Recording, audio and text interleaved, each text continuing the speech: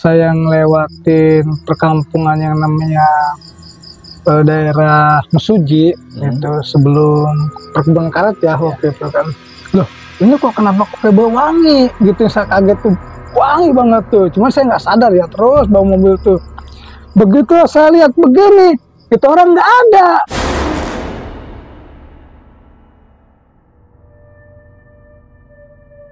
Cuman mobil saya kok wangi, kata mobil saya kan bau. Orang baru nyampe bisa bau kata saya gitu kan. Dia itu nganterin nasi pagi-pagi buat suaminya di ladang. Katanya pas nyebrang, nah itu kanta mobil Fuso.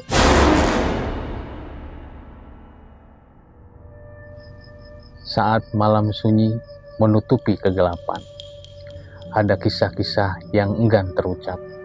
Selamat datang di Suara Malam yang akan mengungkap tabir di dunia misteri.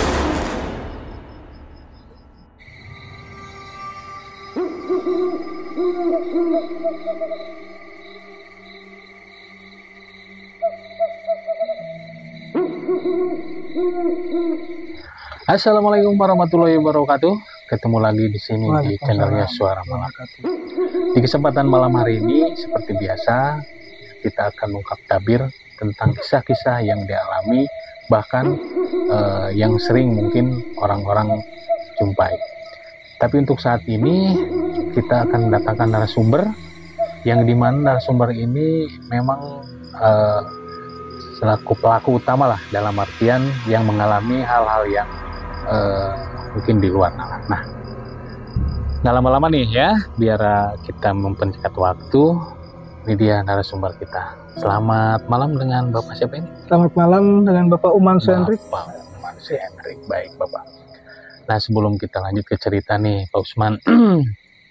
Pak Usman aslinya mana? Lampung, Pak. Oh, Lampung. Iya. Ya, Lampung. Nah, yang bakal diceritakan Pak Usman itu ceritanya cerita apa nih, Pak? Dulu saya pernah ngalamin satu kejadian tuh yang sangat ya apa namanya dibilang horor ya gitu kan, kalau buat saya gitu kan. Waktu itu saya masih bawa mobil ya. Bawa mobil. Berarti seorang supir ya? Iya, supir. Dulu itu saya bawa mobil L300. Ada muatan tuh ke Palembang ceritanya kan. Nah, setelah saya sudah bongkar pulang, karena jarak tempuhnya sangat jauh ya, sampai perbatasan Lampung itu sekitar pukul 1 malam tuh. Nah, pas setengah 2 malam saya ngelewatin perkampungan yang namanya daerah Mesuji itu sebelum perkebunan karet ya waktu itu kan, masih di daerah area apa kelapa sawit. Iya. Saya kaget itu, kok malam-malam ada perempuan gitu kan, perempuan masih muda sih, bawa anak 1 gitu. Nah, pas kebetulan saya lewat depan dia itu kok dia nyetop tuh. Nyetop, nah yang namanya kita bawa mobil supir ya kan nggak tega tuh. Kalau yang namanya orang mau numpang gitu kan, ya udah saya bilang masuk yuk, saya bilang gitu, namanya bahasa Melayu lah gitu kan. Nah, terus saya ajak ngobrol, begitu masuk tuh saya ajak ngobrol sambil berjam bawa mobil lah gitu kan. Kata saya gini, yuk kok malam-malam nak mana, kata saya bahasa Palembangnya gitu kan. Ya karena kita emang biasa apa, habis dari Palembang mungkin bawa bahasa sana lah gitu kan. Si Ayu ini diem aja gitu. Nah terus saya tanya tuh kok orang ini nggak jawab gitu. Cuman saya merasa gini, yang ada janggal tuh apa? Perasaan mobil saya kan dari hari nggak saya cuci gitu, paling bau kan seharusnya gitu, bau karat lah gitu kan. Loh, ini kok kenapa kok kayak bau wangi gitu, saya kaget tuh, wangi banget tuh. Cuman saya nggak sadar ya, terus bawa mobil tuh. Nah, pas sampai perbatasan antara Mesuji Simpang Penawar tuh, di area apa masuk ke perkebunan karet gitu kan, ada jembatan situ kali. Sesudah ngelewatin pemakaman umum Itu dia nyetop, pengen berhenti tuh, pengen turun. Ya mau nggak mau dong saya turunin kan. Cuma sempet nanya gini, loh ngapain yuk turun di sini, kata saya gitu. Ini kan masih hutan, bukan di kampung aja. Itu mas senyum.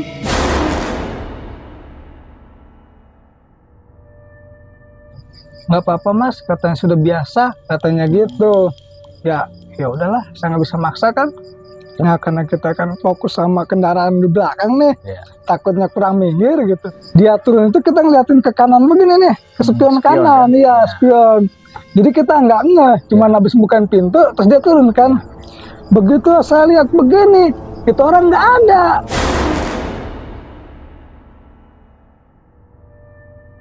Kan kaget saya, loh kemana, kata saya gitu. Cepat kilat ya. Cepat kilat gitu. Begitu saya turun, saking penasarannya kan saya tuh, begitu tuh saya muter, marang mana, kata saya, kok cepet banget gitu. Nah aneh, saya nggak pikir panjang kan, ya udahlah gitu. Saya pikir ya mungkin rumahnya deket-deket situ kan. Saya terus tuh jalan bawa mobil tuh, terus begitu sampai ketemu warung makan di Simpang Penaur tuh, nama daerahnya kan Tulang Bawang tuh, udah masuk Tulang Bawang gitu. Nah, saya biasalah namanya supir kan istirahat gitu kan ya, makan pesen apa pesennya, ngobrol tuh sama supir tuh, ceritanya, tanya dari mana gitu, saya dari Palembang, kata saya gitu. Nah, terus saya sempet nanya juga, saya gini, bang, kata saya ceritalah gitu sama orang situ kan, namanya supir juga gitu kan. Aduh, saya barusan aneh bang, kenapa, kata teman-teman yang supir lain tuh, kenapa bang, katanya.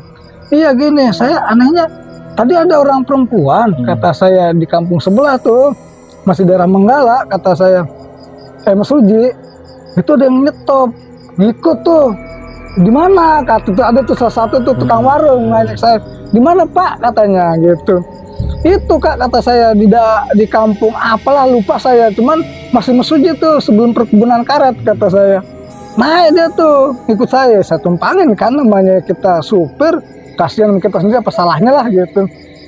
Cuman mobil saya kok wangi, kata mobil saya kan bau, orang baru nyampe bisa bau-bau, kata saya gitu kan.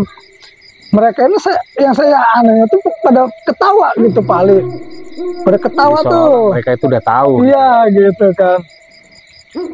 Ada yang nanya salah satu tuh perempuan yang di warung tuh, Pak, katanya, emang yang numpangnya perempuan laki, katanya, masih muda enggak? Kata saya masih muda, cakep, kata saya gitu, anak satu. Waduh pak, katanya, sampai ini beruntung, katanya gitu. Loh beruntungnya apa mbak, kata saya. Yuk, kata saya. Iya ya maaf ya, kata jangan takut nih pulangnya, kata emang kenapa gitu. Maaf, katanya habis tabrak mobil itu tadi sore, katanya. Jadi ceritanya gini, dia itu ngantri nasi pagi-pagi buat suaminya di ladang, katanya. Pas nyebrang, nah itu kanta mobil pusuk.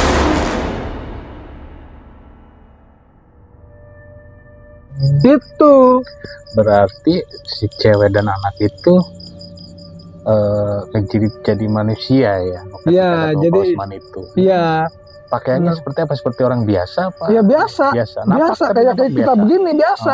Jadi nggak curiga apa dia tuh makhluk halus apa roh apa gimana lah gitu saja kan, nggak, cuman wanginya aja beda gitu. Udah gitu memang sih sedikit saya curiga dari apa, setiap saya nanya ngobrol gitu nggak pernah menjawab, senyum doang gitu. Iya senyum doang waktu itu kan, masih teringat jelas sampai sekarang. Itu udah berapa tahun yang lalu lah.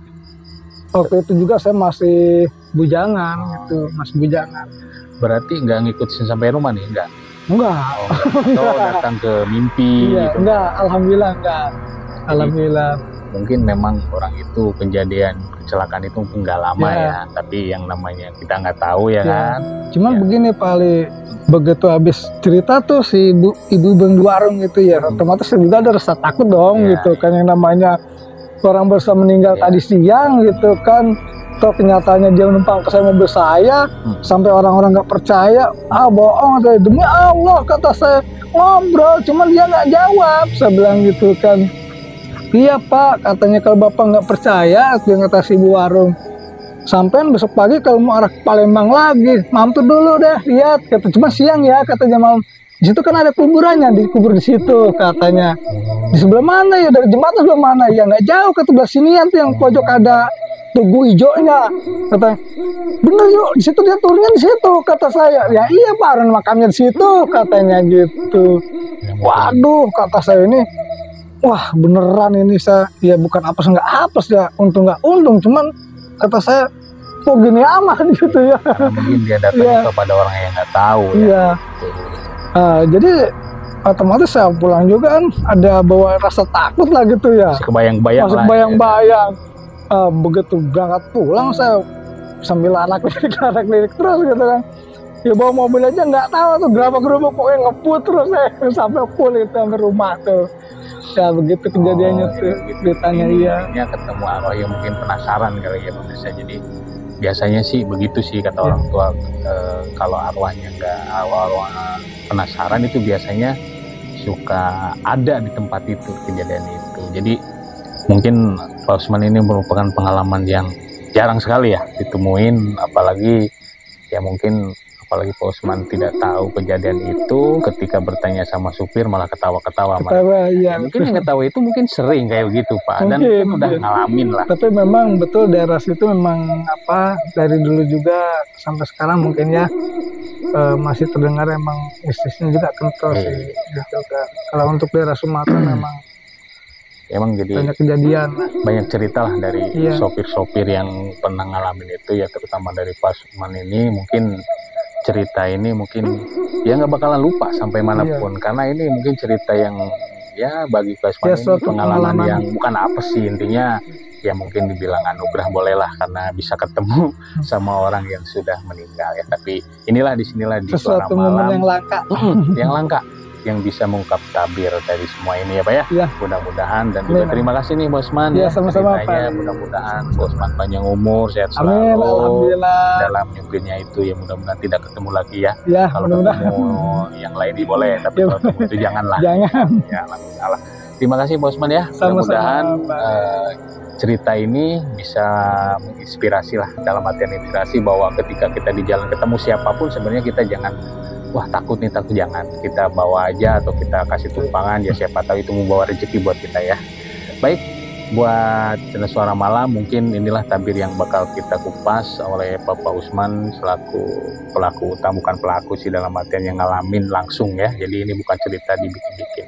Mudah-mudahan ini bisa menjadi suatu, bukan pelajaran sih, ini suatu pengalaman yang berharga lah bagi setiap supir ya. Jadi terima kasih banget nih buat Pak Usman dan para kru yang udah ini. Mudah-mudahan kisah cerita ini bisa memberikan kita inspirasi untuk yang lebih baik. Terima kasih buat Suara Malam. Mungkin diucapkan sekian aja, dan selamat malam, sukses selalu buat kru Suara Malam dan buat teman-teman yang menonton video. Sekali lagi terima kasih Bos Man. Ya, sama-sama. Wassalamualaikum warahmatullahi wabarakatuh.